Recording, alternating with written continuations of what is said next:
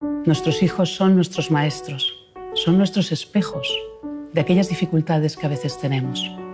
¿Cómo vamos a pedir a nuestros hijos que gestionen el conflicto si nosotros no sabemos hacerlo? ¿Cómo vamos a pedir a nuestros hijos que digan las cosas con cariño si nosotros no sabemos tratarnos con cariño? Poder desarrollar la grandeza interna es el primer paso para la educación. Educarnos a nosotros mismos también, porque solo desde ahí podremos despertar la fuerza, el coraje, que sea lo que inspire a nuestros niños.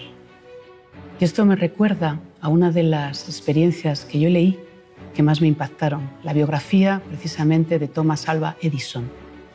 Edison nació en 1847 en Ohio, pero a la edad de 7 años él fue trasladado junto con toda su familia, se fueron a Michigan, una ciudad muy fría.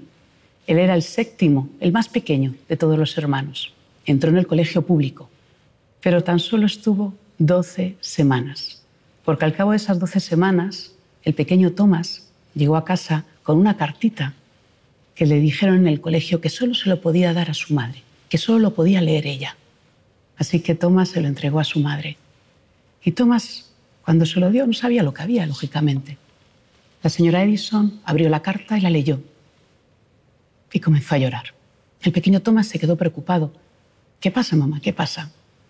Ella se recompuso y le dijo, Thomas, ¿sabes lo que escribe la carta? Lo que dicen, que eres un genio, y que ya la colegio no te puede enseñar más, que tengo que enseñarte yo. Bueno, y ahí empezó. Empezó a ser ella, la madre, la propia profesora. Así, poco a poco, hasta que Thomas, a los 11 años, devoraba la literatura, leía libros y leía libros. A los 12 ya empezó a emprender sus primeros caminos en pequeños proyectos, así poco a poco, hasta que ya empezó con la vida de ser un inventor. Bueno, a la edad de 24 años, la madre de Edison murió. Y Thomas, junto con sus hermanos, recogió las cosas y encontró aquel pedacito de carta que le había llevado cuando él era pequeño del colegio. Cuando abrió la carta para recordar lo que su madre le había dicho, en ese momento Thomas fue quien lloró. Porque la carta no decía lo que su madre le había dicho. La carta decía, Thomas es un niño enfermo mentalmente. No le permitimos que vuelva al colegio. Eso es el coraje y la grandeza de una madre, de un padre. Ese es el coraje de poder ver más allá de las etiquetas. La grandeza que tenemos como padres consiste en ver la grandeza en nuestros hijos. Y ese es el camino que tenemos en la educación.